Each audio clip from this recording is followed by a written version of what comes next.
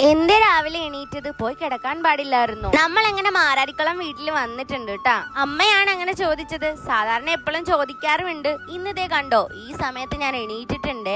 അപ്പൂസം മാമാട്ടി ഇവിടെ നല്ല ഉറക്കത്തിലാണ്. അമ്മ തിളപ്പിച്ചു വെച്ചതിൽ നിന്ന് ഒരു ഗ്ലാസ് കാപ്പിപ്പൊടി കാപ്പി എടുത്ത് ഞാൻ ദേ മുറ്റത്തോട്ട് ഇറങ്ങിയേ. മുറ്റം കണ്ടോ കിടക്കുന്നത്? നല്ല സൂപ്പറായിട്ട് തൂത്ത് വൃത്തിയാക്കിയിട്ടിരിക്കുകയാണ്. അപ്പൂച്ചനാണ് അങ്ങനെ ചെയ്തത്.